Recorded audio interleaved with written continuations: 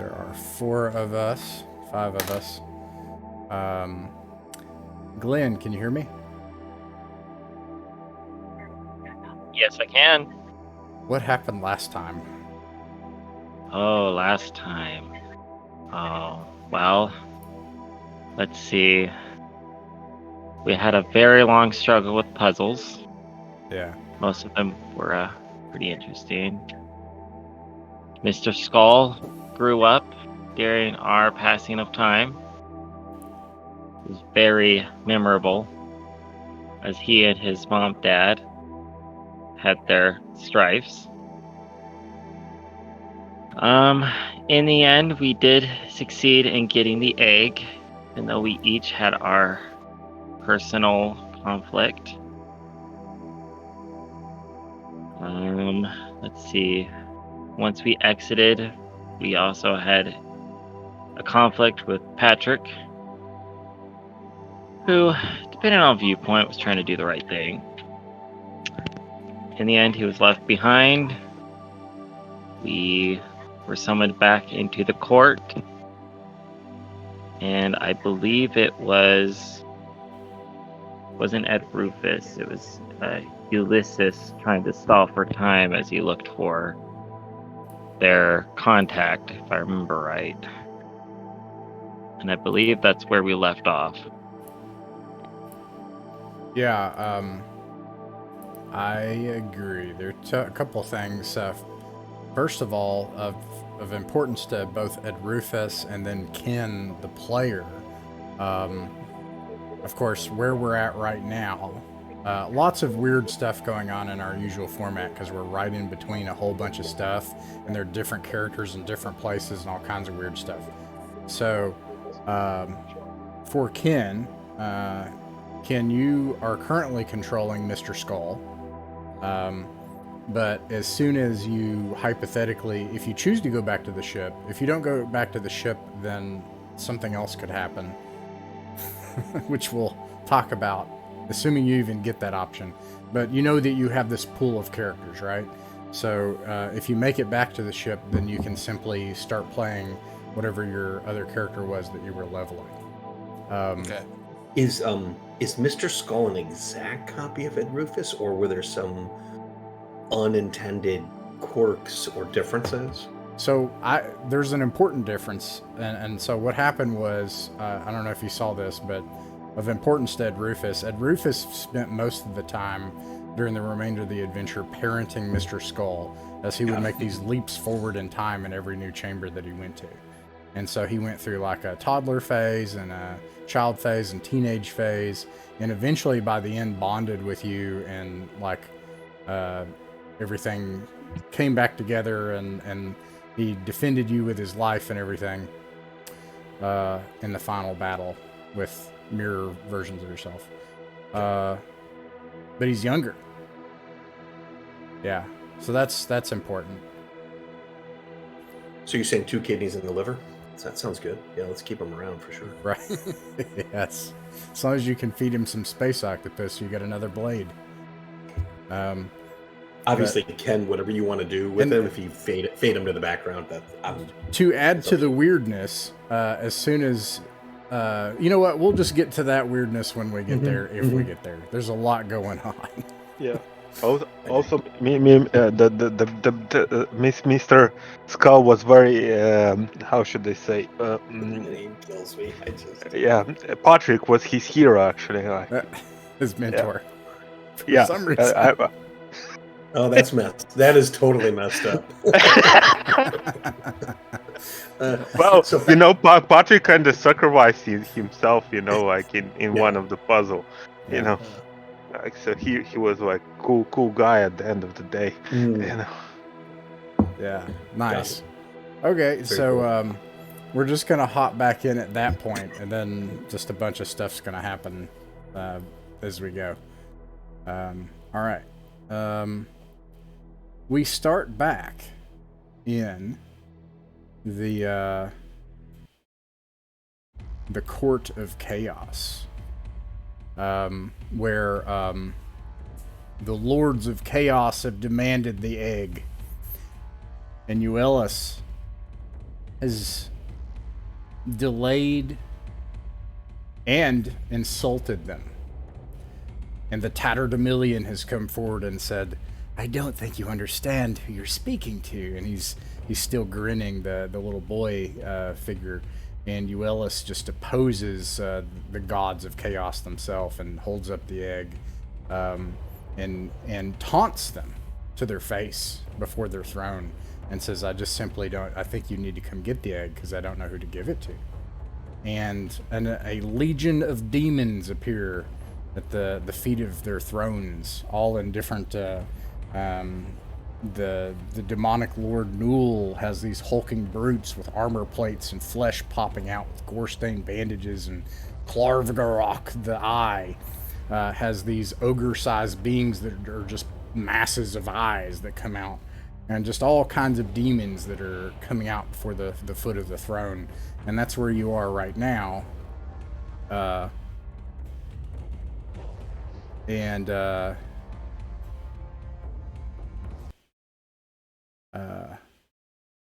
Lixalia, still looking like a servant girl of chaos, just says she looks towards you all, and yokeless look back at her, and you can see her just in her tattered peasant robe, slave outfit.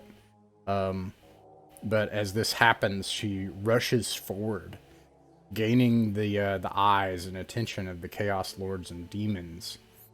And she says, yokeless, please hurry. There's not much time. And rushes forward and gets down onto her knees and begs for the egg. And yokeless turns and gets ready to rush toward her to give her the egg. But then demons appear in the way, hemming you in and surrounding you all. And with that, we're going to, for a moment, travel back somewhere else. Ooh.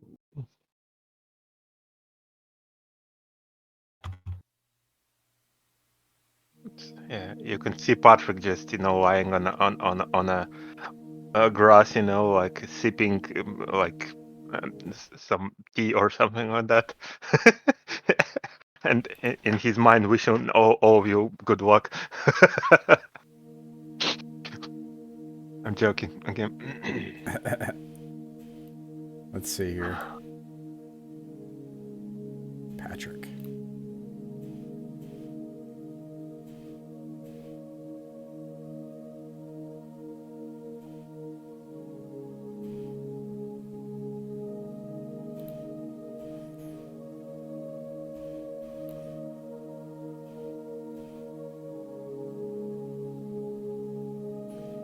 Can everybody see that little slice of the map?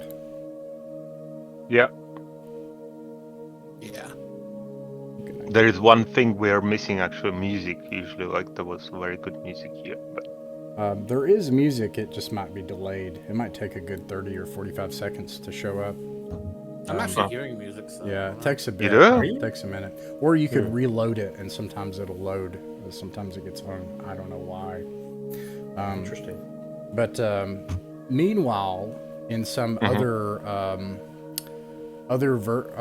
part of the multiverse, in another plane of existence, possibly in an entire different frame of time, a very elderly Patrick has sat among the verdant fields of the cataphract in the slice of the plane of law alone, ages upon ages upon ages. And these crystalline beings, after years upon years, have come around him, and they speak with the voices that you heard inside the cataphract, the small child, the adult male, and they've said, Patrick. Actually, the small child last time said, Patrick, I know that you were caught up in something that you didn't understand.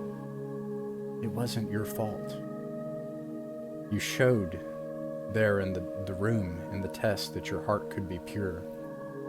You saw the ideal version of yourself. much of what you've done has been with reckless but good intent.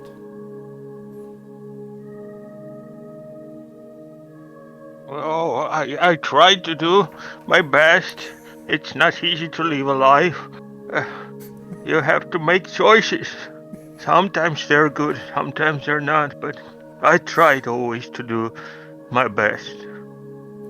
By golly. The male voice is like, we saw all of these things, Patrick. We saw the way that your mother treated you. We saw your loyalty to the others. The defense of your village and how you saved them in the end. And most of all, we saw you sacrifice yourself. And so, we offer you a chance at redemption.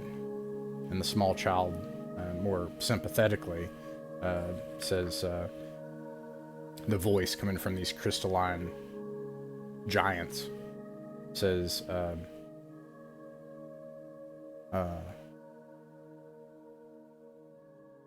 all mortal kind is but a small candlelight in an engulfing darkness that surrounds us. The eternal struggle between law and chaos is greater than all of us. In the end, all of us must pick a side. You were the unwitting tool of chaos until now. If you would so choose, you may leave this place, but on the condition that you will serve the forces of law and help your fellows and forgive them for what they've done to you here. You know, I spent here alone so many ages. I think I've been through hell enough.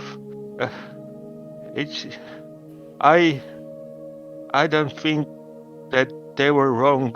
Everyone made a choice, and so am I. I am not angry at them anymore. There is no choices that you actually give me. Everything is better than spending here alone and dying alone. So I gladly accept your proposition. The male voice says, very well, Patrick. We have much work to do in the years ahead to prepare to send you back to your time and your people. And for the following years, they train you and teach Patrick, who at one point had he was just like bigger's better and liked his things. And across the ages, they now train your mind in lore and in mysteries and virtues and all kinds of stuff. And this is totally your choice. You don't have to keep playing Patrick, of course. And I didn't make this up. I mean, it's all made up, but this isn't the book. This is Michael Curtis's fault. It's fine. It's fine. You can, if you wish, take a -2 to your agility mod because you're old, but a +2 to your intelligence mod, and you may become. Are you a level 1? Yes. Character? You can become level 2. Yes. And you can either be a cleric of law or a wizard with a lawful patron. I think I want to be. I think I'm gonna be a wizard. A wizard? Why not? So this is the tough part. So, as such, you will need to, and you probably are not going to be able to figure out. I don't know. I would not be able to figure out in this amount of time the patron stuff, but we can figure that out later, right? But yeah, sure. You'll need to pick your spells, maybe using the Purple Sorcerer Grimoire for a level 2 wizard. I think it automatically generates your Mercurial effect for your spells. And yeah, you are now a level 2 wizard. We'll figure out you're a patron later. So I need to Mercurial Magic Generator, open it, and I think what I have is like, so I went to purplesorcerer.com. They have tools. Then they have a sorcerer's grimoire, and you can make a class wizard level 2. Probably random spells might be best. Random mercurial magic, and then whatever your int is with a +2, which I think is 17 to 18. Or whatever. If you had a -1, now you have a +1, whatever, etc.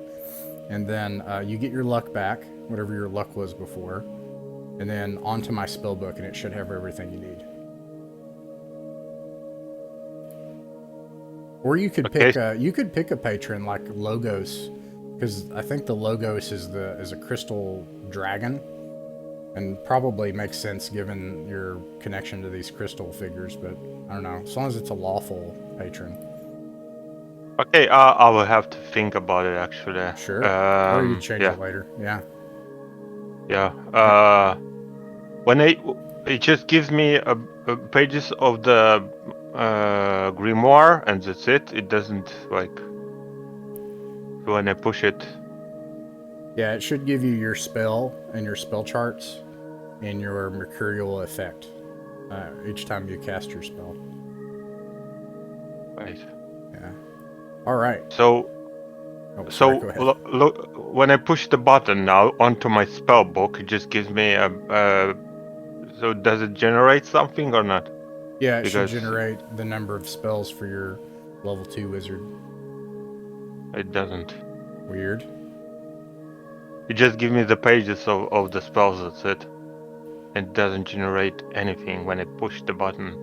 Wizard, level 2, random spells, random mercurial magic, 17 to 18, regular luck, patron, I'll pick Logos for now, we can change it later. Caster name, I'm just going to put one thing in and go onto my spellbook. And I get comprehend languages, featherfall, mending, patron bond, read magic, rope work, ward portal, Logos, the perfect form, invoke patron, and directional magnetism. In fact, this is a PDF document, so I'll just post it in chat. Oh, right, yeah. Okay, yeah. Anyway, I pushed. I have. I just I didn't understand first. Yeah, I have like color spray, detect magic, mystical mask, and magic missile, and word portal as well. Yeah. Oh, good. Sweet. I'll save those. Okay. And with that,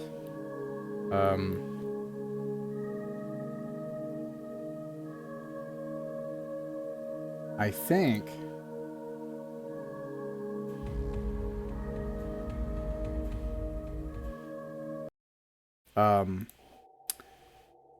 so like these demons appear, and probably yokeless throws the egg at Lexalia, who catches the egg like a football, and then immediately when she catches the egg, wings, luminescent wings explode from her tattered slave clothes, and she turns into a glowing figure of light wearing a diadem of gleaming stones.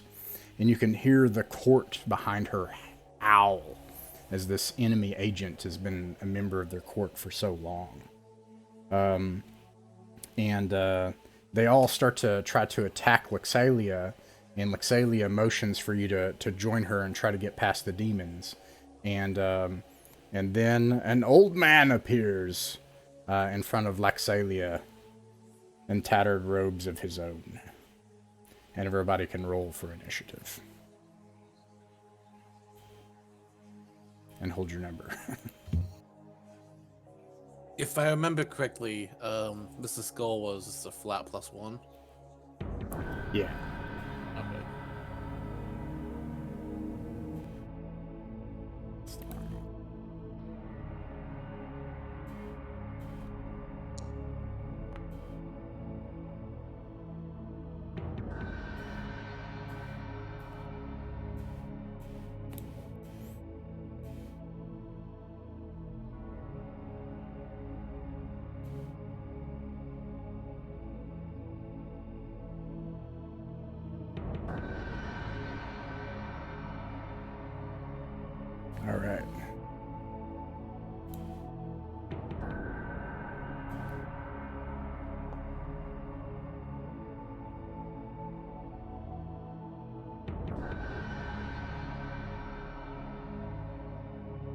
What did you get, Ted? I got a 5. Oof. Well, with an agility of 7, it's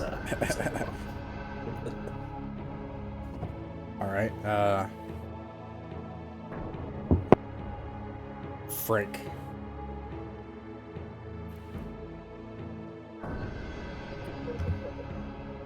$14. 14. Okay. We've got a 14. And Mr. Skull. 18. Mr. Skull got an 18. go get him, Skull. That's my boy. It's my Skull. Yeah. This is for you, Ellis. Just a little Skull. And Patrick. Oh, I'm here? Yeah, that's what I was saying, the other figure appearing, the old man in robes that appears with Lixalia. Oh. And Barry gonna... Hello, my friends. I haven't seen you for a long time. Uncle Patrick. Nice. I disbelieve. I can't believe this. I know it's a universe surprises all the time, isn't it? We don't know what's gonna happen next hour. I'm very glad to see you again. Ed Rufus, I know he doesn't have a lot of time, but he, the oversized Wainwright will engulf him in a spine-crushing hug. Well met. Good to see you. I'm glad you've joined the fray. Not so. I'm old man now. Don't have me so, hard. I'm frail old man right now. And Rufus will gently put him back down. The angelic Lixalia speaks in a echoing, clarion, booming voice. Servant of law, Ed Rufus, have faith. The times and moments of destiny are appointed to all of us, and you have been born for such a moment as this. And, where are we at? Lixalia, Mr. Skull, Ellis, Frank, the demons, Patrick. What'd you get, Patrick? Just let me roll.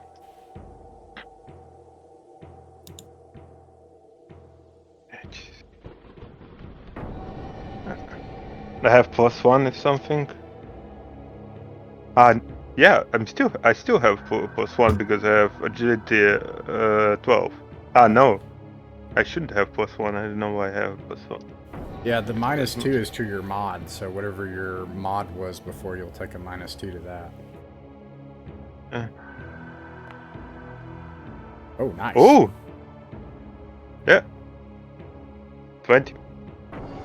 Alright. Well, Patrick, you're able to act first. Begone the creatures of chaos, and I'm gonna try to blast them with the magic missile, like typical stuff. Yeah. I don't know. I don't see on the map where is it because you're right here. Here I can see. Yeah. I guess I'm gonna attack this guy. All right. Yeah. And so. I don't know how much, so I need to roll intelligence, yeah, to cast the magic. And then you would add your, I think your spellcaster level. Am I crazy? No, it's just a raw intelligence check. Oh, sorry, I didn't have time to read actually on the wizard. Oh, I know, so. I totally understand. I thought it's the same as cleric. So no, Ross, you were right. It's going to be your It's not personality for you, it's intelligence. So it's intelligence D20 plus caster level. Which is 2. Yeah, okay. So 2 plus your intelligence plus a D20. And then you look at the chart. That's the key thing. Look at the chart because the higher the number, maybe you get 2 missiles. Other... so Intelligence plus D20. Why is it D20? So it's a D20 plus 2 for your intellect, plus another 2 for your level. Right. It's a spell check. You're essentially, I think what you're doing is you're... Uh-oh. So you look at the chart and you see what an 8 does, basically. It'll have the level range, or the result range on the left of the chart. Yeah, just give me a second. I have to open the thing. And you have a mercurial effect.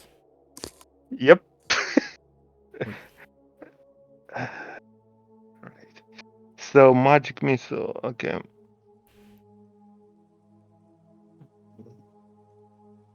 So I can help you out. I've got the book. it's a lost. It's called failure. Just a failure. Just a plain so failure. it doesn't. Yeah, it's not. It doesn't do. And mercurial magic is. And mercurial effect. Where is the mercurial effect? It should be at the top in a box. It'd say mercurial effect. It should generate it for you at the top of the spell. In the Oh, paragraph. I need to roll 1d6. I think, isn't it? Yeah, and I think So I think the mercurial effect goes off either way. We'll sort all this out later. I know this is crazy. Mhm. There's more craziness to come. Yeah, sorry, I just have to. Oh no, I don't blame. Get a hang of it. So I'm gonna roll 1d6 and see what's gonna happen. All right. Sometimes people will cast the spell just for the mercurial effect, or they won't cast the spell because of the mercurial effect. 4, and that means. Oh.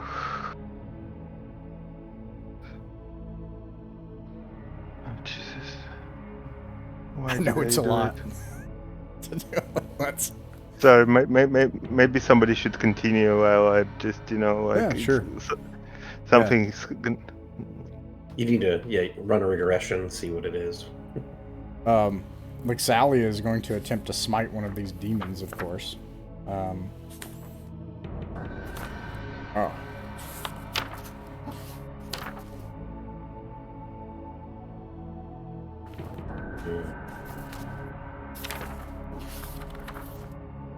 Is Lixalia the yellow dot? Oh no, I see her. Yeah. Oh, patron.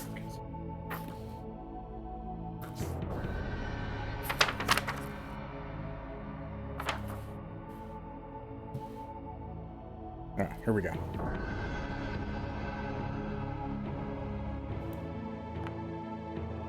Oof. And she misses. And she gets just one attack. So, and then that makes it Mr. Skull's turn. Oh, it's my turn? I just got back. Oh, nice. Cool. Alright. So, let's see here. Okay. Mr. Skull is going to stand in front of try to block the demons from getting to his dad. And what does he have? Does he have a sword or? Yeah. Let's say. Well, Oh, go ahead. A bow? he's got a holy shillelagh. A holy shillelagh. Okay. It has no pluses. It's 1d4. 1d4. Yes. All right. Well, he's gonna. She has not yet blessed me with any artifacts, so. I gotcha. I mean, Mr. Skull's not blessed yet. All right. So he's going to be standing in front of his father. He's gonna try to shillelagh the nearest demon to him.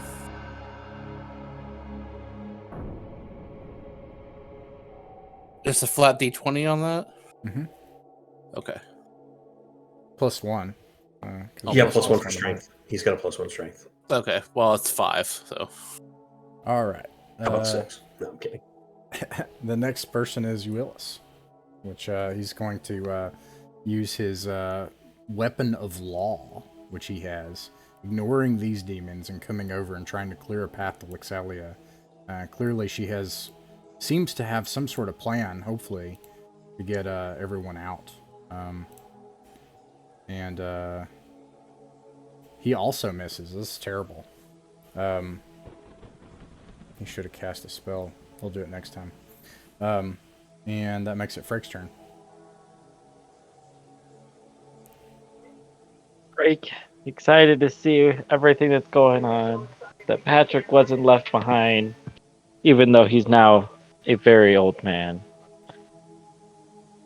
He is going to just say, I didn't know the party was already started once we threw the egg. Wait up for me, ULS.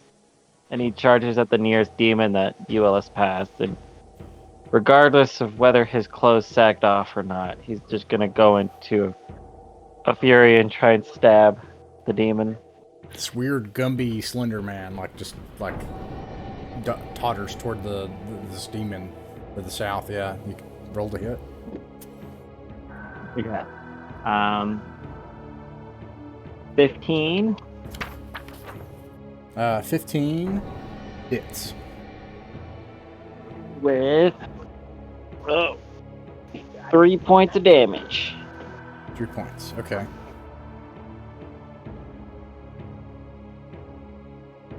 That's one action die. Okay. And are you using your chaos weapon? Yes, I believe that's the only thing Frake has at the moment. Okay, it works then. All right. Let's see. That brings us to the demons. Patrick, did you see the mercurial effect on the spell? Is that this one? Because like it says misfire, and then it's you roll d6, and then it gives what I just rolled. Yeah, you're right. Mythic. So basically, it gives you an effect where whenever you roll a 1 on any dice roll at all, you get a single magic missile that bursts forth and randomly hits a target. Within 100 feet. It's awesome. Oh, man. Yeah, so that's your mercurial effect. And that just happens every time you roll a 1. Okay. Yep. All right. Here it is. Yep. Let's see. The demons. Yep. And Rufus is the closest to 3 demons, so the 3 of them are going to attack him. Does a 15 hit, a 19, 5? The first 2 definitely hit. Okay. And let's see. Get.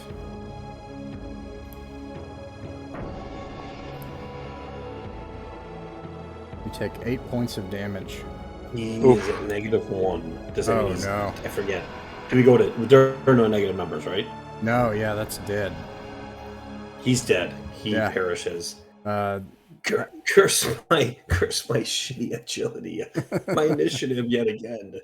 His final words are, Aristimus, bless my son, Mr. Skull. What do you say, Mr. Skull? You just saw your father get impaled by a demonic blade.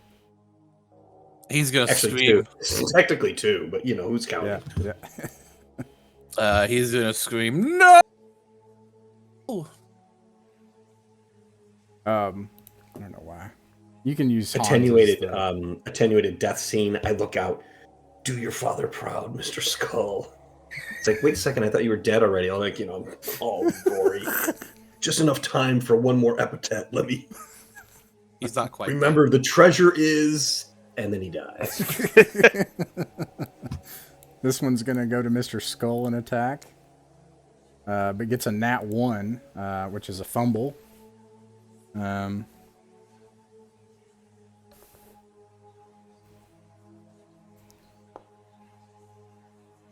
And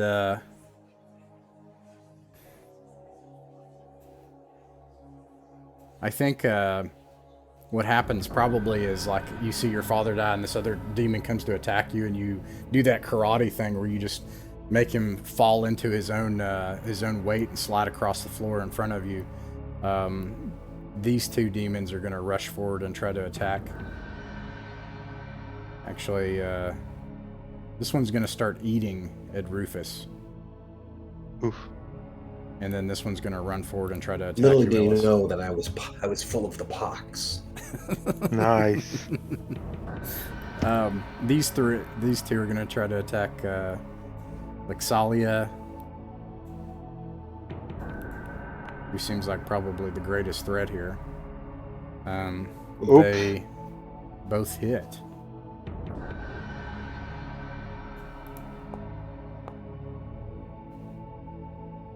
And she died. yeah, you can see these two demons just impale this angelic figure, and she opens a portal behind her, and she says, "Run, quickly!" And they start to devour her as well.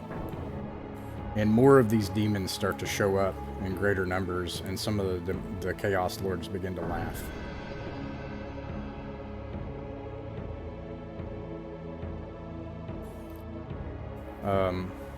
And that brings us to Adrufus, who is dead. Never mind. Yes, curse your low speed. By low agility. Yes. Patrick. I should have. Yeah.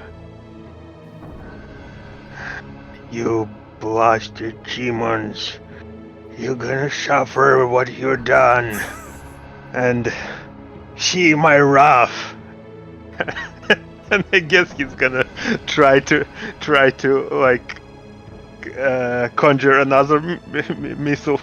And by the way, if you do pass or you get close to passing, you have an option called Spellburn, where you can sacrifice your life force to the powers of law to call upon it, and that's you like taking a knife and digging it into your flesh, and you can take away from your strength or your agility and stamina, etc.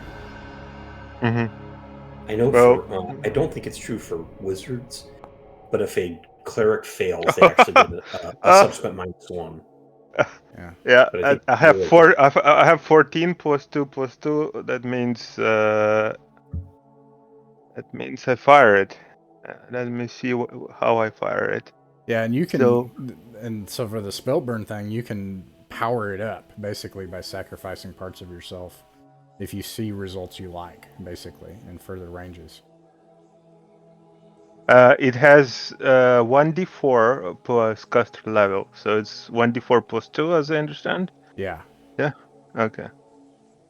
Let me see how much damage it's gonna do. Is it 1d4 missiles or 1d4 damage? This magic. No, missiles? 1d4 damage. One missile, okay. Just one missile. I know that sounds like a crazy question, but it's a real question. Yeah, I know. No, I can do more missiles. You know, like, it's crazy. But it just you know, like, this is yeah. Let's see how it's gonna go. And that's 4 damage. 4 damage. Okay. That is enough to attack the one that is was attacking yokeless that Frank came up and tried to stab with his chaos weapon. That's right in front of you. That not one of the ones that killed Luxalia, but you blast that one, which at least clears the way for yokeless and Frank and for Mr. Skull. And I'm gonna shout, run, or her sacrifice will be for nothing.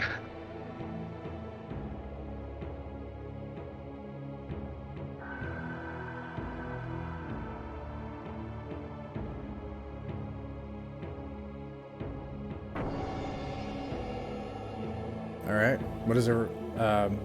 Is anyone intending to stay and fight? I should ask. Or do something else while you're here in the Court of Chaos. Yeah, and Rufus is going to probably start to... I mean, I don't know how quickly he decomposes, but that's his main... he's probably going to try to do that. Start working on decomposing. Decompose faster. It's a downtime activity. No, I know. Great. It's a fellowship activity. I'll do it back at camp. Mr. Skull would be trying to, like, fight for his father's corpse to, like, be able to take him out of the portal.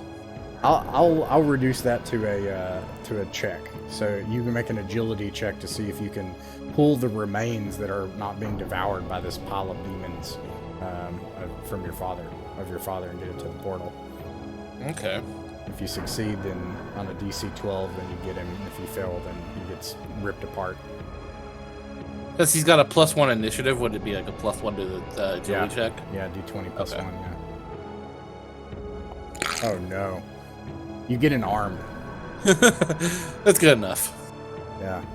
If everybody runs back to the portal, these demons are devouring and tearing apart the angel as she screams behind you.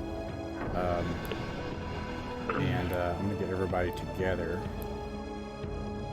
Was the egg consumed once she grabbed it? I assume yokeless got the egg back and because she opened the portal and handed it to him.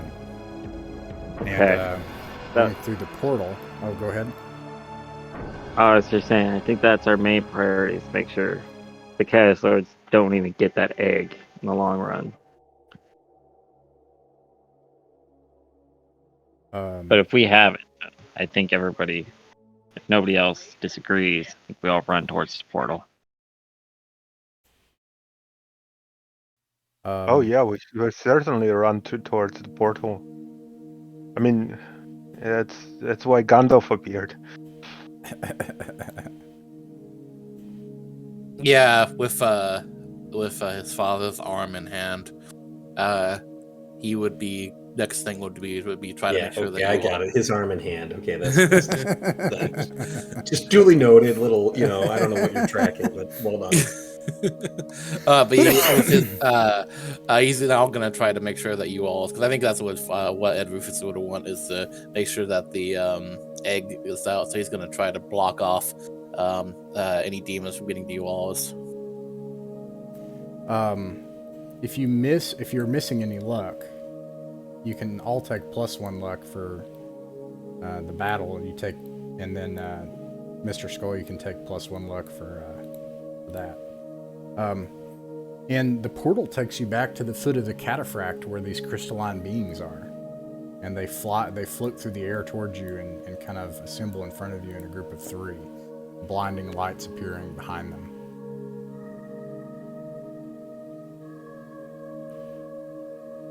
Yeah, and Barry's gonna. Well, we lost Exalia, but I managed to save. She managed to open the portal to here, and I managed to free the road to the portal. So they're here with the egg.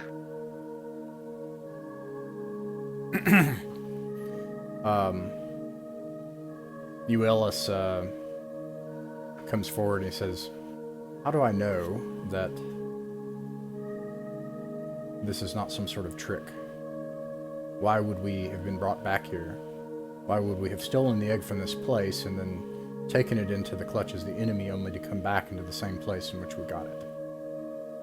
And the crystal figures, they say, "We knew well where the egg was, where it would go, and where it would be. Because the prize of this is not the egg, but you, our agents. We did strike a blow to the host of chaos, and balance has been restored to the universe. Our awakening was not a mortal plot as you suspect, but our own.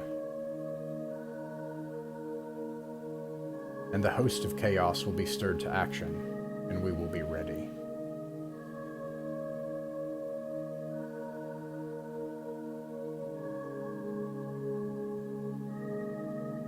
And Patrick gonna say, "Well, do you believe them now, Yokeless?" Yes, well, I don't suppose I have a choice. But if I'm in the plane of law and before the signs of law, I ask you this. I follow the rules of my Lady Justicia. Can you show me some token that you speak for her? And, let me take out the big tome.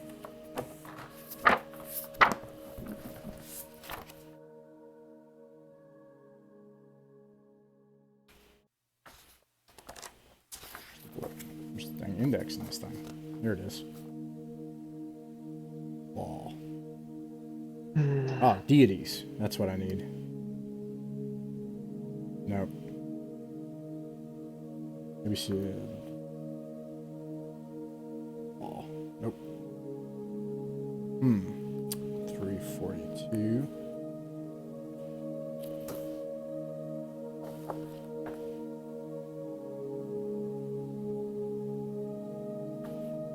I need the Eternal Struggle chart. You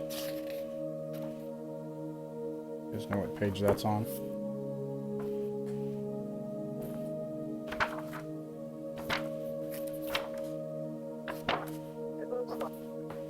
No, I have no idea, but that sounds like an interesting chart. I believe Ed Rufus would be Yeah, I got it found. for you. Yep. What It's page on is page it? 32. And which thing are you looking for?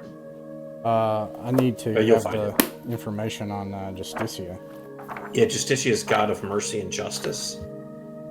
They're all kind of grouped together. Unholy Right. creatures are demons and devils, chaotic extraplanar creatures, monsters, chaos primes, weapons. It's all of the lawful gods are pretty similar. She's the goddess of mercy and justice, though. Okay. I think it's enough to... Oh, here we go. It's enough to say then that there's a... she may not be offered as a patron. Maybe it doesn't look like it.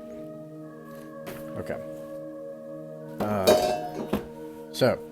A female voice then echoes out and says,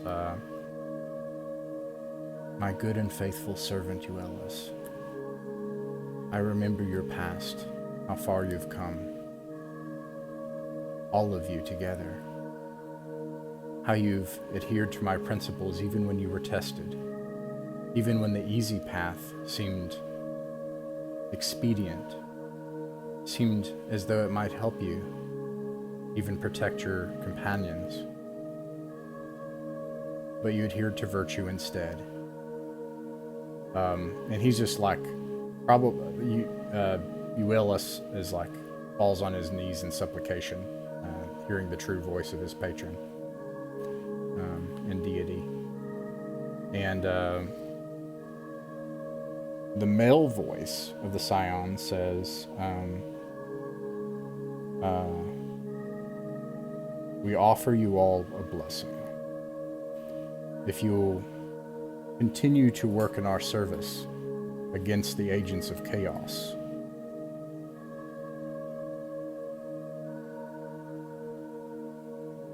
first, we can take you and transport you to where you would like to go. But know this, if you leave here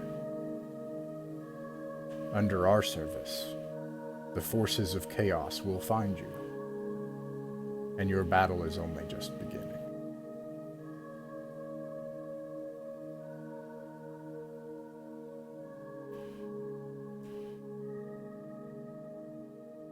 And the childlike voice is like, "Where would you like to go?"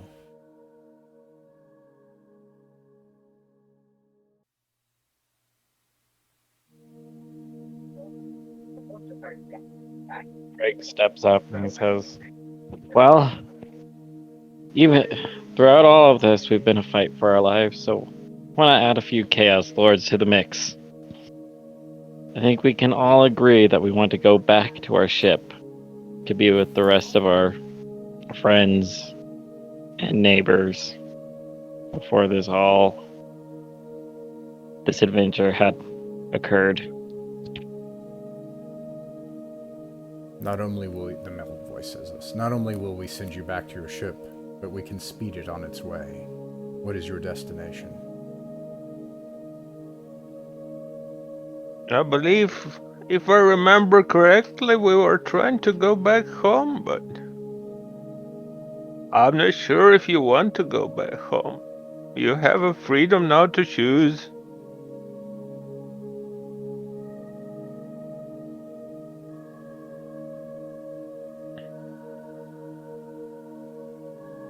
So nobody wants to go anywhere? I think just And back Rufus's, home to our ship. Rufus's arm is strangely silent. It's not really responsive to the elder Patrick's questions. What about Mr. Skull? No, Mr. Skull, yeah.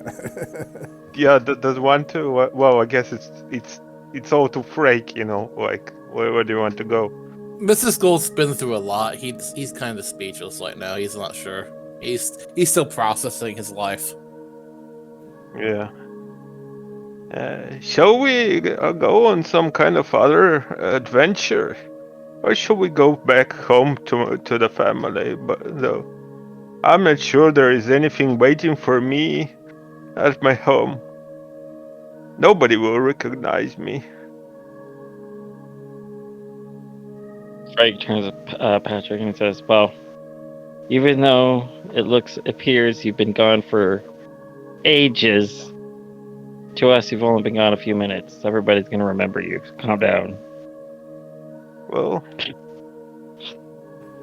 But getting the magical ability is gonna be a story to tell.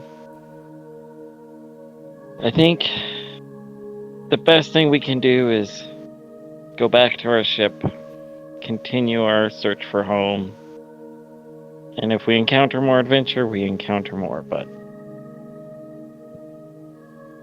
we still gotta get the others back home, too. oh, that's a wise decision. Let's do that then.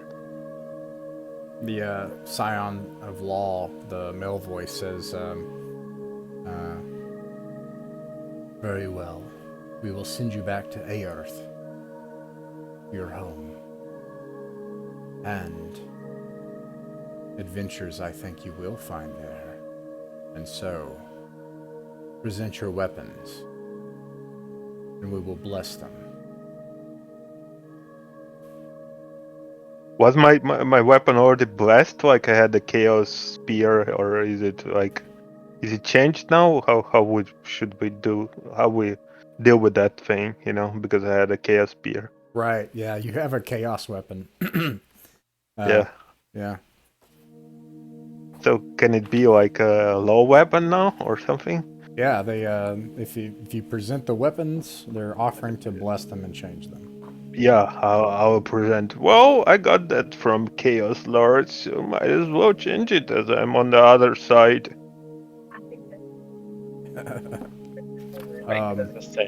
He bows and presents his dagger. Yeah, Mr. Skull would present his already blessed shillelagh for a double blessing.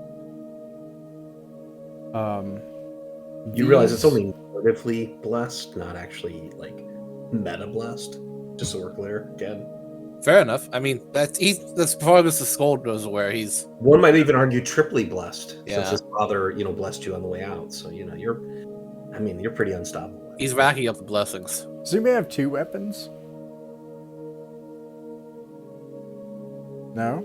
Nobody has two I weapons? think I don't have a second weapon. The other dagger was lost. But I thought Mr. Skull had a sword from previous session. Along with, holy shillelagh. Well, everybody should have more than one weapon, because you have the Chaos weapon and then your pre-existing weapon. Oh yeah, the one. Well, Ed Rufus did not accept, nor did yokeless. Neither of them took a Chaos weapon. Right. I don't know. I think I had another one, but I just don't know where I put it. I don't remember. I think it was I think Patrick. I could be wrong, but I had a sword. I had a sword. Yeah. Yeah, and then Frank only had one staff. Yeah, I had a sword. So, for the remainder of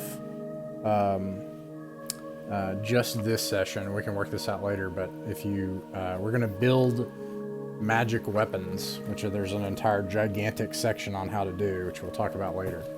But for now, you have the Banes of Chaos, which says that the weapons act as a beacon of hope when you're opposing creatures of the opposite alignment. That is to say, of the weapon that is chaotic. Allies within 100 feet of the battle against that which is baned gain +2 to all saving throws and morale checks. Oh, nice. And do all our weapons get that? Like Bane of... Yeah, when you present these chaos weapons, they are purified and they start to shine with a holy light. With a golden holy light, and they're transformed into the Bane of Chaos. And they get a bunch of other stuff too, but for now it's just that. It's the weapon plus it does that. And it also acts as a magic weapon. And maybe can you post it somewhere in the chat that I could just copy paste and if it's possible.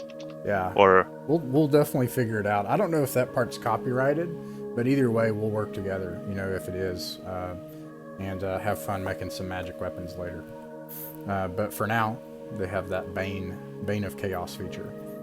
And then lastly, they say, and then last of all,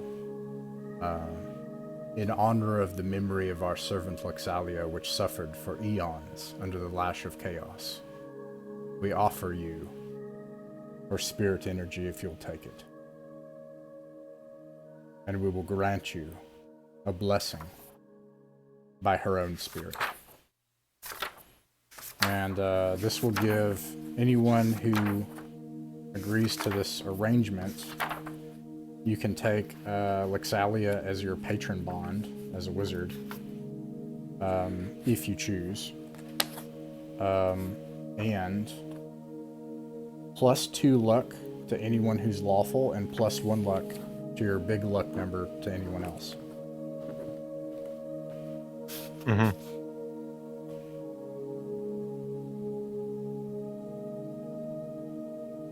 And I mean, that sounds like a pretty good deal to me. And Ted, you can do this to your leveled character, whoever that is that joins the party. Could you say that one more time, Ross? I was paying attention, but I was thinking it didn't apply to me. Right. No, so I was saying, so you have like I assume like another leveled kind of like lieutenant. Oh yeah, no, it's going to be the tax collector, Charles Pinchpot. He's in the subfolder called backup characters, so Yeah. I was updating him. Yeah, and he may not. This may not entirely apply to him. Like I assume he's not lawful. I don't know. He is not. He is neutral. Yeah, so he would take a +1 bonus to his luck big number. Got it. Would that also apply for a character? Yes. Yeah. And if they're lawful, they get +2, and if they're a wizard, they can take Lexalia as their patron if they wish. They are lawful. So +2 to luck, you said? Mm-hmm. Okay, cool. And you can hand this weapon on to that person Oh, cool. in honor of their fallen.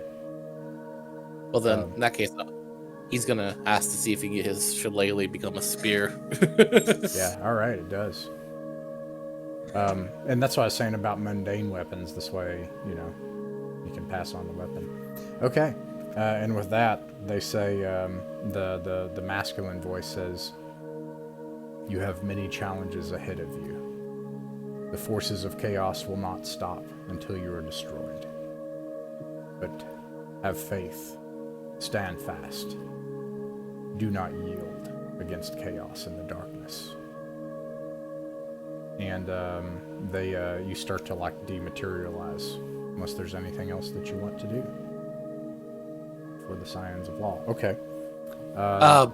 Actually, Mr. Skull's gonna step up, and he's gonna kneel like on one leg, and he's gonna say like, "Scions of Law, my father was a humble servant of yours. Could you please bless his remains so he can go into the afterlife in peace?" The body of the servant Edrufus is defiled, but his remains are a holy relic which we will keep here in the cataphract for all of the ages. And Mr. Skull offers up the arm. And the remainder of the arm goes into the cataphract. Now its own new eternal guardian in the place of Tarziel. The blessed knuckle bones of Saint Edrufus in about 1,000 Exactly. years, something Yeah. like that. Yeah. That's a sweet artifact. +1 to making wagons and wheels for wagons. All right. Yeah, your father becomes the patron saint of the cataphract of the yokeless egg, taking the place of the elder Ox Tarziel. And you begin to dematerialize, and you appear back on your ship.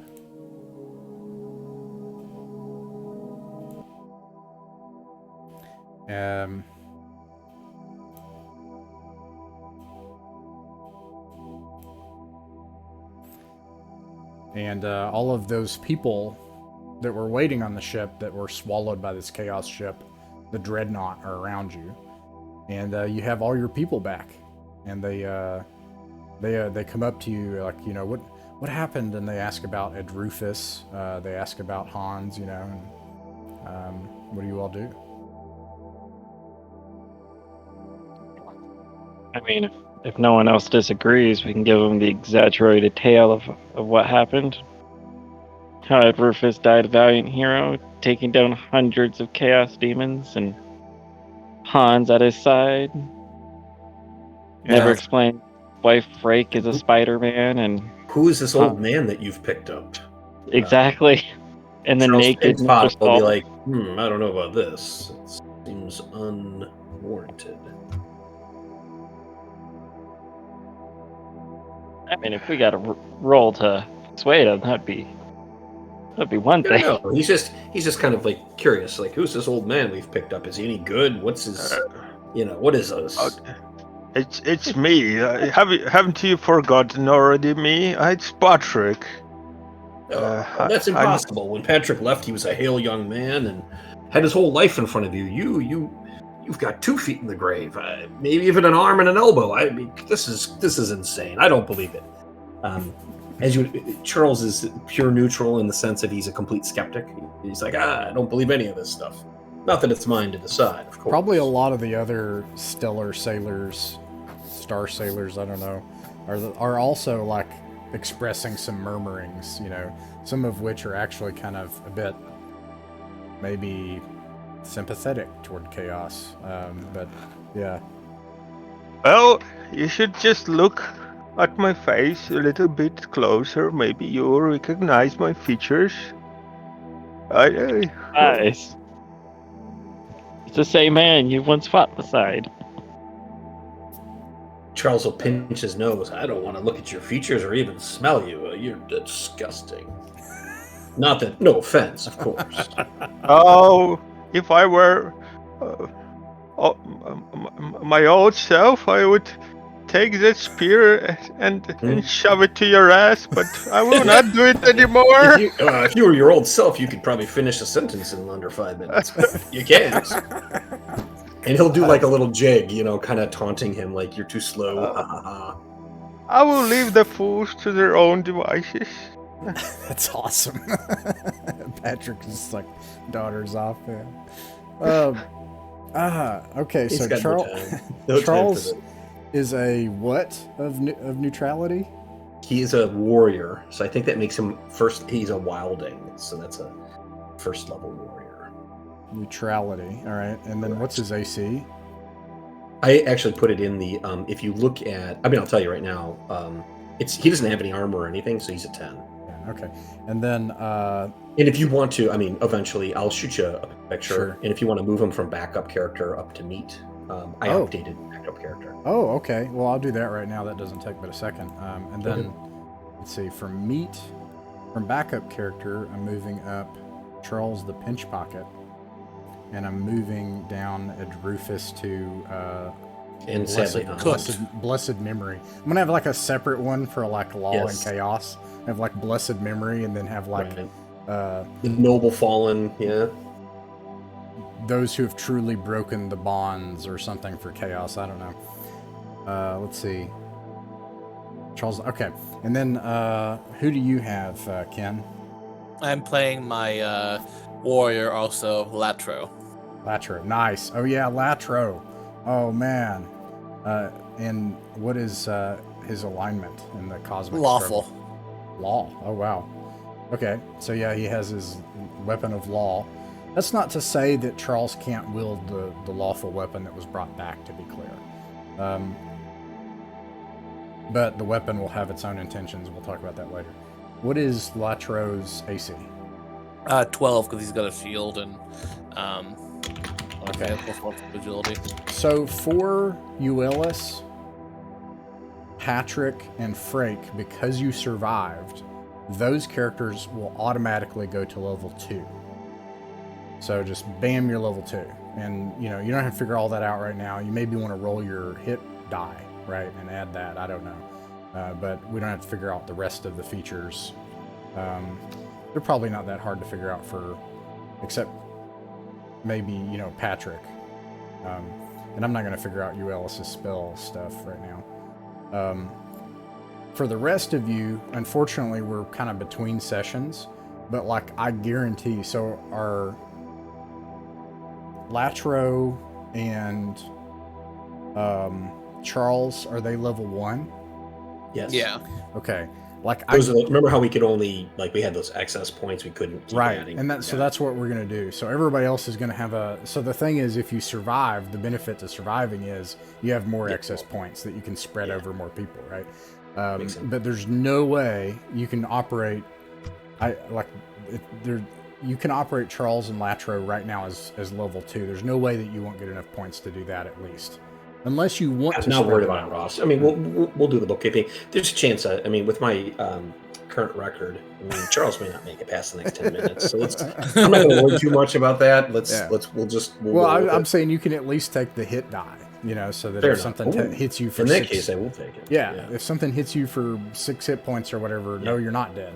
So, okay, little bookkeeping there, and then. The other thing that you see here, Ellis, you guys are talking to your crew and all these people and getting caught up and everything, dang, that sucks, huh? Dude, that sucks. Man, what's with the digital dice? It's like a virus in your digital dice or something. I guess it's mine. That sucks. The digital dice are always weighted against us. Yeah. It's the agents of chaos. Exactly. He's got one more hit point than Hans did, so I'm moving up in the world. Slow and steady. So, the other thing that you notice is that indeed you appear to be in the orbit of a beautiful cerulean planet of blue skies and clouds. It does appear to be your homeworld, which the Scions of Law have called Earth. Everything seems okay. Euelis is I'm going to go down below deck. I don't know that I can do what I don't know that I can do what Ed Rufus did, but I'll try. Someone needs to try. Cool. So I'll connect to the tethers as he did and see if I can steer the boat. And with that, all of a sudden the boat lurches, and something slams into the boat. Because no one was connected to the tether, and nobody was connected to the arcane helm and monitoring it. But something slams into the boat, and chunks of wood fly off into space as something slams into it, and the boat begins to list toward the planet uncontrollably. What do you all do? Immediately look for what attacked us or flew into us. At least that's Frake's intention. I guess he'll run off to the side and try and spot wherever that came from. Okay. You look off into the distance behind you, and you do see some black dot in the darkness. It does seem as though there is something out in the darkness.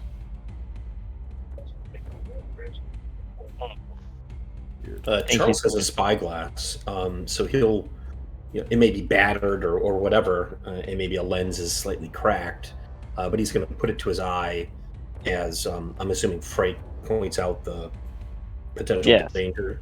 So he'll put it to his eye and take a kind of a telescoping look at what it might be. You zoom in and you see what is clearly another crawl jammer out in the distance, except this one is much larger than yours, and there are objects that are lobbing out from it. It is a black ship, and it has, as you zoom into it with your spyglass, you can see that it seems to have a reptilian hide. It has the appearance of some sort of the bottom of an alligator skin boot or something, a long protrusion that's made of reptilian hide, and it's bearing down on you all, and objects are flying toward the ship. Well, Charles will shout a warning to everybody and relay whatever it is he sees. that's probably all he can get. Muster, I guess, or master. I thought I put this in there, but I guess not. So I'm going to post the stats for your Crawljammer. For your purposes, for your use.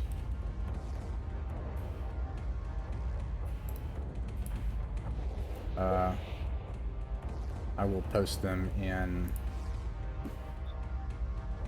DCC general chat. I can't see my cursor. That's so weird. No one else has a better plan, since this thing is bigger than us.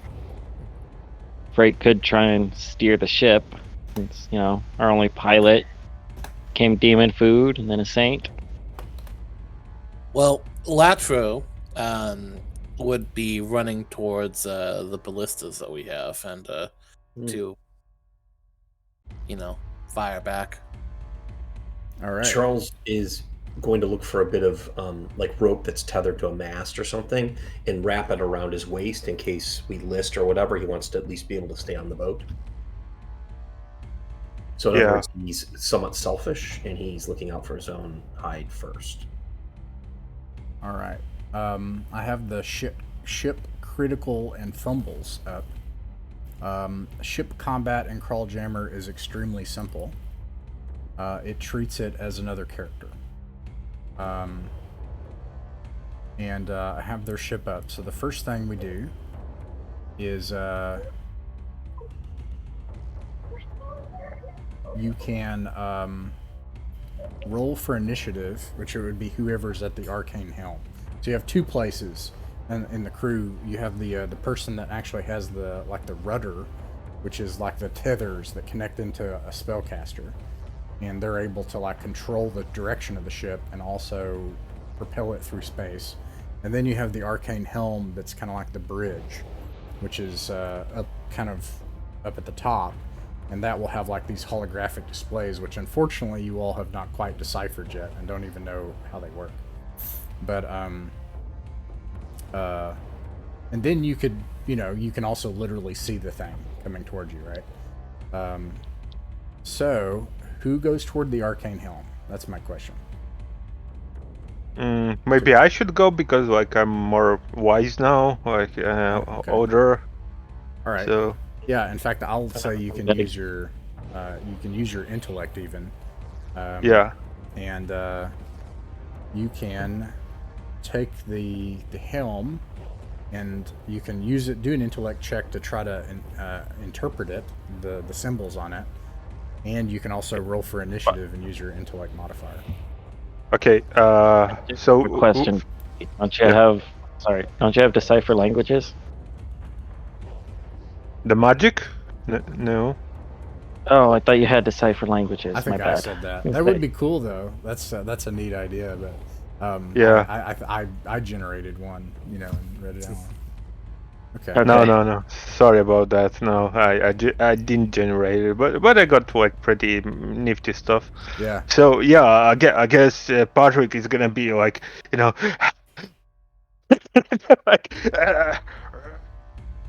go to the rudder. We'll try to avoid them while we doing that to keep firing those ballistas. And yeah, so let me try to first I will see if I can understand it. Yes. Okay. So make an intellect check, and then just make 2 intellect checks basically, because it'll be your initiative and see if you can decipher what these things are. That's a 16. Okay. For understanding. All right. You can see symbols. To your modern mind, this would be a radar panel. There's a red symbol that clearly indicates that in short range, a much heavier ship that is a battlecraft is bearing down on you from behind and above. And you can also see a warning that your ship, the steering has already been disabled, and that you're on a collision course for A-Earth, and that you no longer have control of the helm. Okay, and Barik,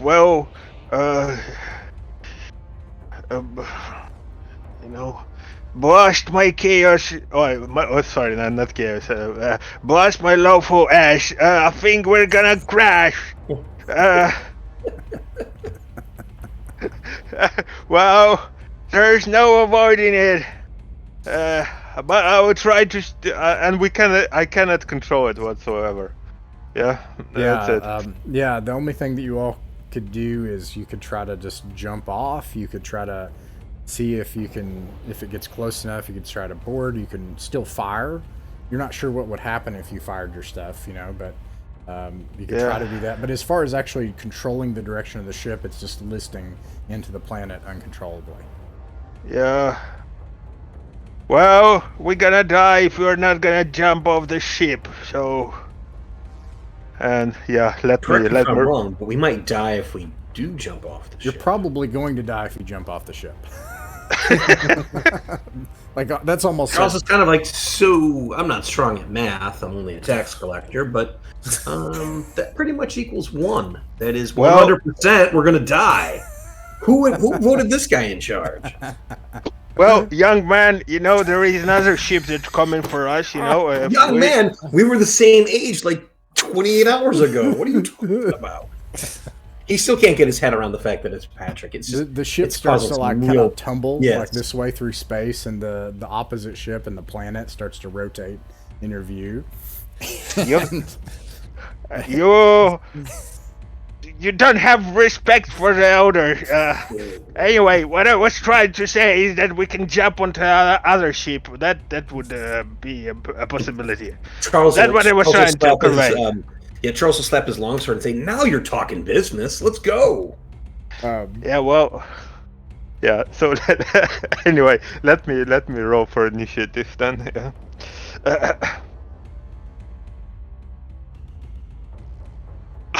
Oh, Jesus! Yeah. That's not very good.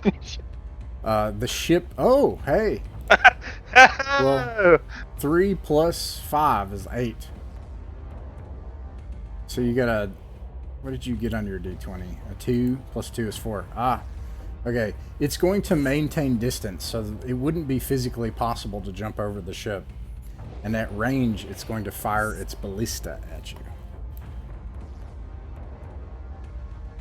And thankfully, your ship, what's its AC that I posted? AC 12. It is, the ship, it misses, and it kind of, this flaming thing flies past the ship. And you can actually see arrows flying in space too, past you.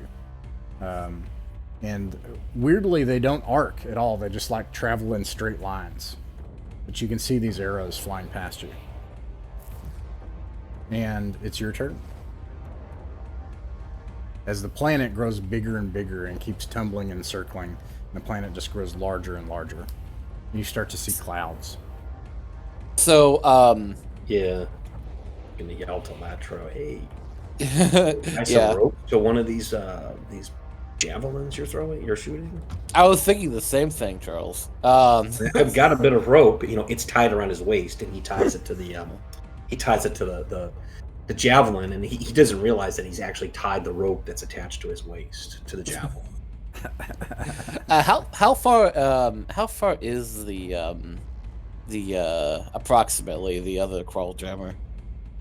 It is, let me look at its movement rate. It is probably a good several hundred feet away. I don't know if we have enough rope to hit it. That's the only thing. That's a good idea. I mean, it was a good idea, but yeah, I don't think we have enough rope. So, go ahead. No, really, I don't have an idea. I don't know what to do, really. Okay. Well, Lastro's just gonna load up a javelin and then fire it at him then. Alright, roll to hit. Okay. I remember if it was untrained, it was a D16, but I think you said that because he's a background of a soldier, he would be able to. Okay. 1d20 action die, yeah.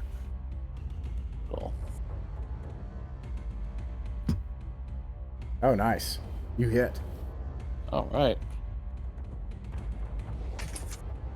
And what is the damage on those ballistas?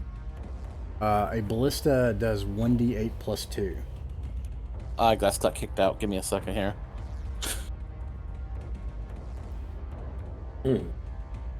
Oh, that's the wrong. I rolled the wrong thing. 1d8 plus 2, you said? Yeah. Okay.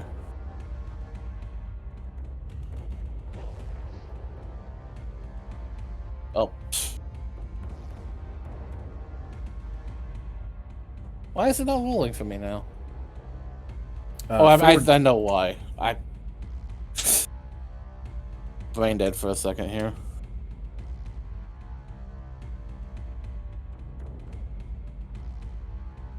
All right. You hit the other ship.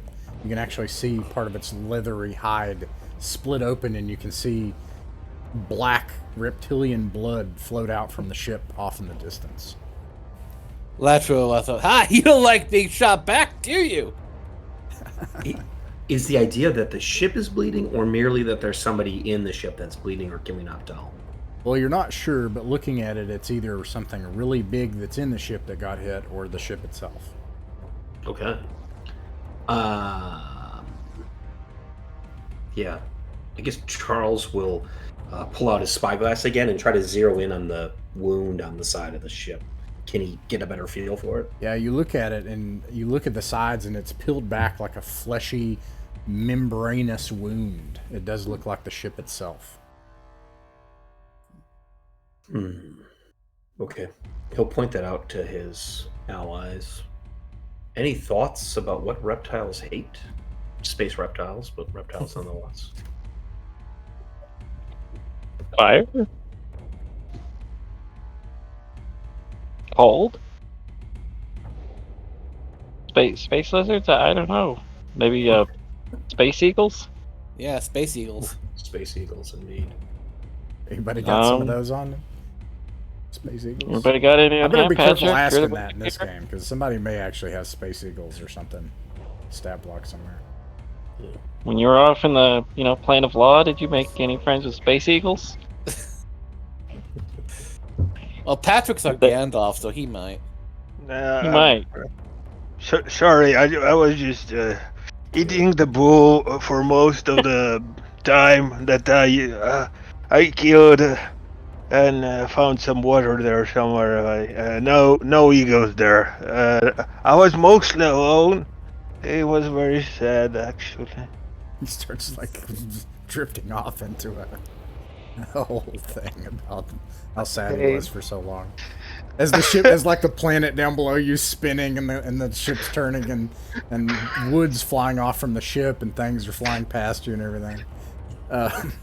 And I have good news and bad news. The good news is that you can see the ship get further away as you seem to be gaining. You seem to be accelerating, and Patrick, you can see that the ship has multiple issues now. That are cascading. One of which is that indeed it has actually sped up. Can I try to do something about it or not? It's Sure. impossible. Yeah, see if you can make an intellect check. Yeah. Yeah, I would definitely try to find out. Well, let me see what I can do there. Maybe I can actually make that ship not crash. You have to beat a 17 though. Yeah, I forgot about it. Oh no. No. You know what I can do? I will use my luck, 10 luck. You want to burn out the rest of my luck? We have that thing with the Laxada as well. We get plus, what is it, +2 luck? Yeah. So it's oh, sorry. I didn't want to roll that. Sorry about that. Anyway, yeah, I'm gonna burn 10 luck to do something about it. Okay. Doesn't matter. I'm lawful now, and I try to save everyone. All so right. yeah. So here's what happens. The ground is hurtling up at you now, and clouds are actually flying past as you enter the atmosphere, and heat surrounds the ship, as you can kind of see clearly there's some kind of bubble that's surrounding the ship, The ship's still tumbling as the ground is just rotating sky, ground, sky, ground. And eventually you begin to experience the gravity of the planet itself affecting this gravity, local gravity of the deck of the ship. You start hanging on, and you got the old man who's like pressing buttons and trying to figure out what to press. And then and eventually, as the ground is like just hurtling up at you, you press a button and you just like lurch as a deceleration happens as the remainder of the power of the ship is used from the helm to prevent you from crashing into the ground. It does not prevent you. How should I put this? It was a rough landing. But everybody can make a reflex save. Okay. But you don't die. How is the reflex generated? If I have, it's from agility, right? Yeah, it's also from your character class. That's true too. So I don't think like I have like any bosses to reflex. So. I doubt Wizard does. I've got the rulebook open. I can double check it. Yeah. Wizard. Nat 1 for Frake. Yeah. No, Wizard's got a +1. Gorky, Wizard's got a +1. +1? Yeah, Oh, reflex +1 to will and +1 to. Oh, you're second level, right? Yeah. It's still +1. 0 for fort, +1 for will. As the ship slams into the ground and slides through this what looks like a forested swamp, it just slides. A bunch of you are thrown against different things. Anyone who fails takes 3 points of damage. I have 12. I don't know if it's is it good or not? Yeah. Anybody that gets a difficulty class 12. Okay. Oh. Break that one. I guess Frank Patrick was alive? cut. Is Frank alive? Frank barely just survived, yes. Oh my gosh. You can use your luck, remember. You're a lucky halfling, and it's double when you use luck. That's true, but I mean, I think I need to recover that. A lot was burned on this adventure. You is everybody like all of the condensed heat and everything that's pouring up off the sides of the ship and everything as the kind of local atmosphere collapses on the ship, and the arcane helm flickers out and stops working. You get up to see that you're in this misty, muggy place. The atmosphere is almost chokingly humid and hot and soupy. You can see off in the mist in the distance huge structures in the sky. And Patrick going, I managed to finally press the right button again. Hey, is everyone all right? Latro's like, yeah, I'm okay. Charles grumbles, yeah, no thanks to your driving.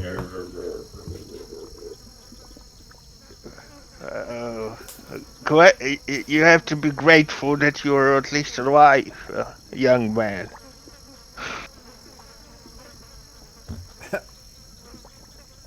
Oh wait, that did not move for you guys, or it didn't for me. Weird. Let me see here. What's going on? Oh yeah, I guess it did. Okay. All right.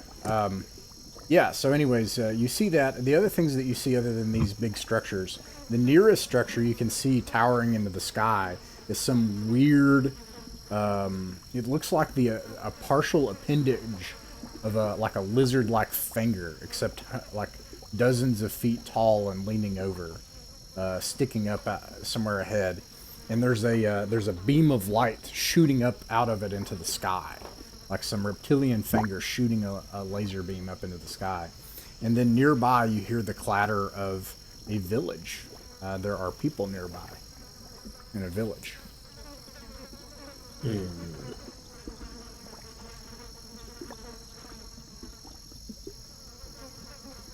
Let's see what's happening there in the village. Maybe we can get some food Maybe and we can find respite.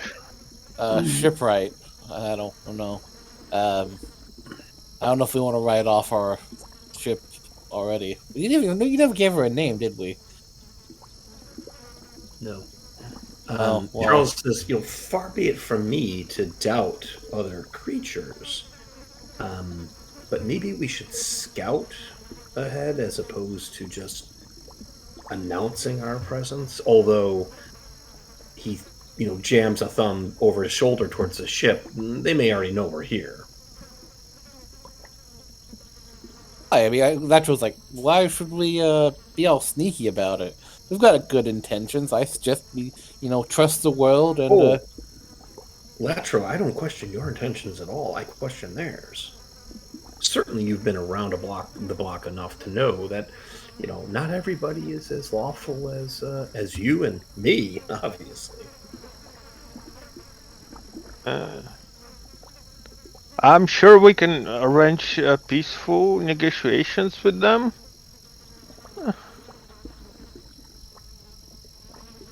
Maybe I should go first, or maybe not. I'm not sure. I think that's a great idea. No, that's a great idea. Yeah, I can stay to the boat. I'm fine with that. Maybe we can salvage some gear. Yeah, maybe they're not gonna touch an old man like me. Well, clearly, or maybe we could just no possible threat to them in any way, shape, or form, whether physically or intellectually. Yeah, I think you're right. You're probably the most inoffensive of us. If they don't have no ill intent, maybe we can trade work for repairs on our ship. Well, something tells me that village will not be able to fix it. I think it's quite an intricate device, I would say. We would need some kind of magical engineer or someone like that. I think we just need some duct tape and gumption. Well, maybe whoever lives in those towers knows how to fix this. Or at least we won't be on a steamy wooden pile of debris, at least. Well, I'm going forward. And if our honored elder Patrick wants to come with us, by all means, I will. You are welcome to go forward, but there's nothing to be gained by staying here. Yeah, I think Patrick is gonna go first. Yeah. All right. Patrick and Latro,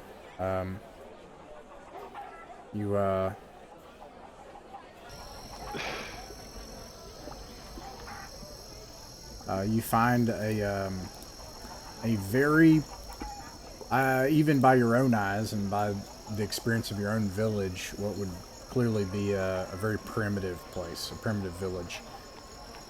Structures are made of groups of wood and drift that have been tied together and create huts and things that elevate themselves just out of the swamp. Yeah, and Go yeah. ahead. No, just we're gonna. So Patrick is gonna just very slowly, I guess, very being very humble. Tries to enter the village. And if he sees someone, a young man or someone, he gonna ask the question. They seem to be making things out of the soupy mix of the swamp. A bunch of people sitting around, trying to make stuff in the muck, and but they stop as you pass. They start to mutter and point at you as you pass, but no one speaks to you until finally someone comes out with a. They have the skeleton of some kind of creature. From the swamps, whether fish or reptile, as a hat, and otherwise just like we call it hide, like hide strips for clothes, and they have a makeshift spear, and they run towards you, and they point it at you, and they say, in your tongue, "Who are you? What are you doing here?" All the people, they look like kind of like skinny, emaciated, extremely pale, with like bulbous eyes that have different, the eyes are misshaped and of different sizes. But humanoid, not like reptile people or anything like that. Yeah, they're really weird looking humanoid people. Okay. Latro, go ahead. No, if you want to be my guest. Oh, Latro will be like, greetings, friends. We come from far away and hope to make acquaintances here, as well as maybe acquire the services of a shipwright. By this time, like 2 other people have kind of like come out with spears. A really short, fat one, and then another average-sized one. When I say average, they're all short and scrawny, except for this one fat one. And kind of all of them are kind of like their bones are kind of misshapen, and they're hunched, and then their eyes are different sizes. And 2 of them look at each other, and they're like, "Ship. Right?" It's a shipwright, something to travel above, well, normally water, but you know, like the swamp. How do you traverse the swamps? And they look down at you, like at your feet, like, do they have magic feet? And they look down at, and then they look back and they say, "You should speak to our elder, Talos." I would be happy to speak to Talos. What do you think, Patrick? Of course, yes. Let's speak with the elder. I think he will be the most reasonable and the most knowledgeable. We really mean you no harm. We just weary travelers that had some trouble along the way. We just need some help. They hobble to either side of you and point with their spears, kind of goading you toward the center of the village. I slap Patrick on the back. Come on, Patrick, we can help you make an old man friend. Let's go meet Talos. My back. Don't swap it, please. It's It's. Oh it's yes, not, yes. It's, okay, I'm going. Just wait for me. It's not so, I'm doing my best. And the villagers aren't very fast either, and they kind of just hobble next to you, looking at you, keeping their spears pointed towards you, until eventually you make it to the center of the village, and someone takes a flap of what I call this, like, amphibian kind of skin, like a shiny flap from this one hut in the center of the village, and it's another old man, and he's just got like a amphibian scale loincloth, and he's skinny and old and hunched over, and he also has weird eyes, and he's like, "The signs, the portents. You have come from the bearded star." Indeed we did, my friend. We're here looking for help. We're just travelers. Maybe you can help us. Come in. And then he goes into the hut. And I'm gonna follow him. Okay.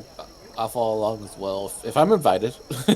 Yeah, and the guards, even 2 of them come in, and the fat one stays outside. And when you come into the hut and you pull this thing of amphibian, trying to think of what I call it, but like the thing under the scales, the slick part, and the flap is made of that. And you pull that back, come in, and there's this overwhelming stench of death and rotten meat and rotten fish stuff.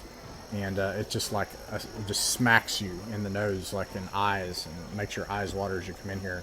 And there are flies, these fat green flies that are buzzing around in here. And there's tables. They're just wooden tables that are also collections of driftwood. They've been tied together, and they're covered in like entrails and dead reptiles and stuff. And he's like, "I've seen it. I've seen the portents. The bearded star comes. It comes from the void. And that's not all." And then he hobbles back outside. And he's like, "Come, come." We're coming. He follows along. And then he comes around to the back side of the hut, the direction that you came, and he points off into the distance, into the mist. He says, "Do you see that?" And it's that reptilian-like finger shooting up dozens of feet up into the sky, with the light coming out of it. And just let me just look closer. My eyesight is not so good as it was before. Yeah, that's the thing there. That's white. Yeah, I can see it. Can you tell us what it is? And you can see at the top of it, there are these swirling clouds. Actually, I'll just show you what this thing looks like.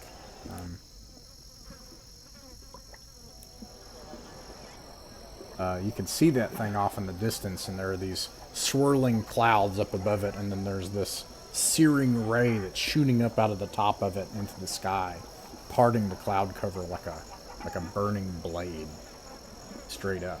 And then off into the sky across from it, he's like, "There, that comet. It has hung into the sky and gotten larger. There were 2 of them, and now there is 1. And there's something that's slowly like making its way into the atmosphere." And Butter gonna. Is the thing shooting out of the hand like an energy, or is it like a physical object? Or It's like a laser beam. It's okay, like shooting up into the sky. Yeah. And Patrick gonna look. So you say we were the other comet, right?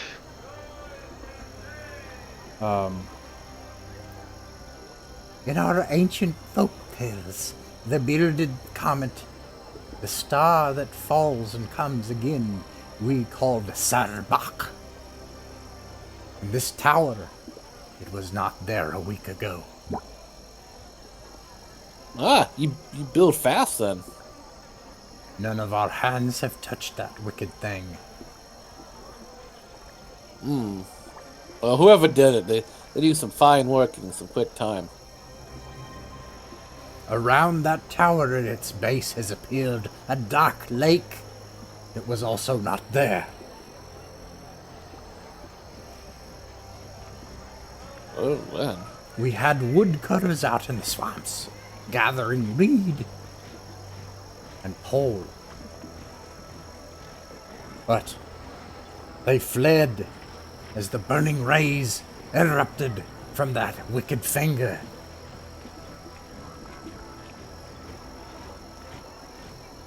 That's very unfortunate. Why'd they flee? I mean, was the tower like harming them?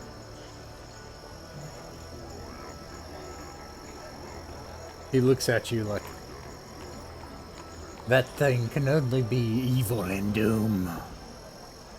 You gotta have a little bit more trust in the world. Evil and doom? I don't think so. I believe you were sent here by our Lord. And may I inquire, who is your lord? Inquire, sorry. Who is your lord? Consult once more the ancient tome, because we're skipping around to a lot of different things. Let's see. Where's the eternal struggle? Ah, here it is. I think it's page 32. Oh, here it is. Bobugbabills.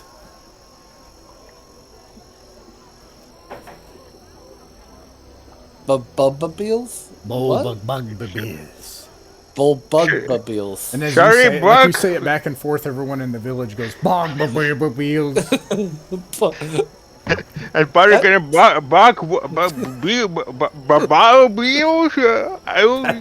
Patrick tries to say it, and then like everybody in the village stops what they're doing and falls to their knees. Bugbabeels. Oh, that's peculiar name, I would say. And who is your? He's a lord of whom? Of what? He's the lord of the great swamp. He's the master of this realm. But there are others that would challenge him. And I think you were sent as his champions to defend us against his evil master of the past long ago. Okay, so you're thinking that Bubba the Swamp Lord sent us to take care of this tower? You say the consonants Bubba, and then like all the village people, they stop again. They go Bugbabeels, and they like, Well, we will try to help you how as much as possible if it's in our strength. he says, thank you, my lords. And he gets down on his knees and basically like supplicates before you like you're a minor god.